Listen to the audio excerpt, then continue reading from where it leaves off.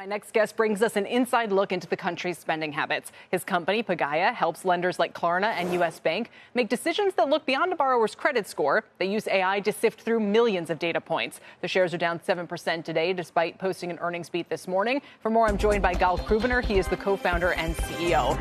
Welcome to you, and it's great to have you here.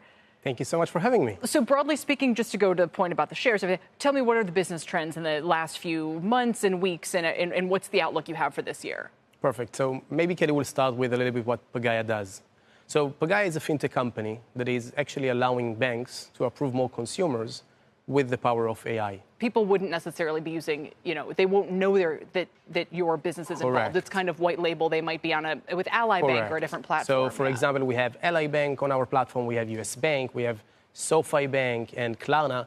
And the reality is that for some of them, we are helping them to approve that without them to know that Pagaya is in behind. Mm-hmm. So just to give you a little bit of stats, we're talking about $21 billion of loans that we have extended to the customers of these banks, which is almost over 2 million customers. How do you use AI to make these decisions? This is the one area where regulators are always sort of very concerned. They don't want you to use any data points that could be seen as discriminatory, and they want to make sure these decisions are sort of economically valid. Can you talk about what's inside the box? 100%, and this is definitely the uniqueness of Pagaya. If you think about it, the biggest major concern is that the models will work as they should without any discriminatory. And the way you do it is you used only FCRA compliant data. Only data that is approved that doesn't have any race or gender or age even. So you cannot use anything that is not part of the Credit Act to make any decision. Now, what AI does, it looks beyond your FICO score.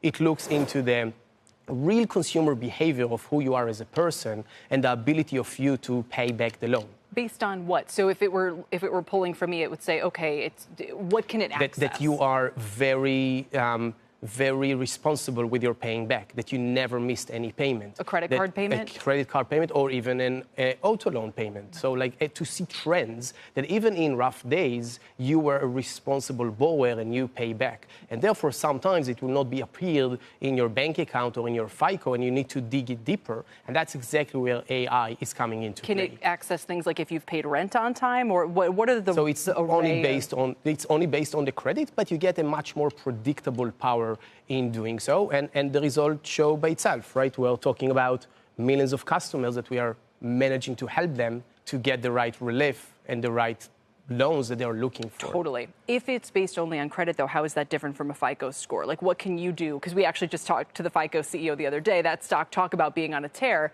What is it that you can do that it's in the credit lane, but it goes beyond what FICO can do? So if you think about a credit file is really recording all of the trades that you have been done in the past. So if a FICO or a very simple scores will take the major parameters or your only few very top ones, you are usually leaving behind a lot of data on the table.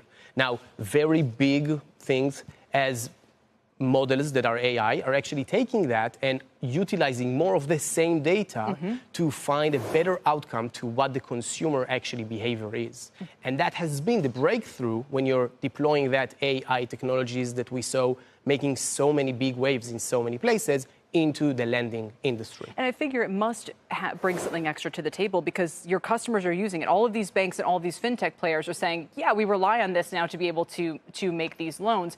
Can you tell us anything kind of in real time about what you think is going on with the consumer to bring it back to these concerns CEOs are expressing? Is any of that being picked up in the data? Definitely. And I think it's a very important discussion to have exactly in these days where the economy in the US, there are very big questions around where it goes, right? And I think the major narrative that we have seen from different earnings on Airbnb and a few other, that the spending of the consumer is starting to slow. But then there is really the question, how do the credit of the consumers are actually happening?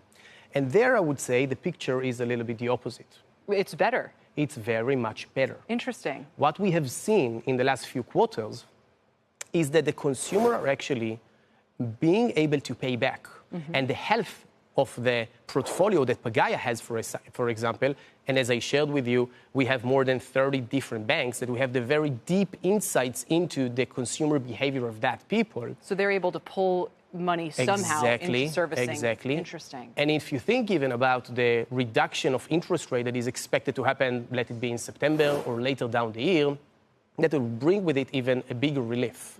So the consumer will have a much better ability to pay because interest rate will go down, interest rate on their APR, on their loans will go down, and we will help the economy even further in that respect. This is like the hour of highlights. From what you've told us, we're going to talk about Sweetgreen later. They're still able to put that money to work somewhere. Gal, thanks for bringing it to us. It's really fascinating. Hope we can check in another couple months' time. Thank you so much, Kelly. Gal Krubiner joining us from Pagaya.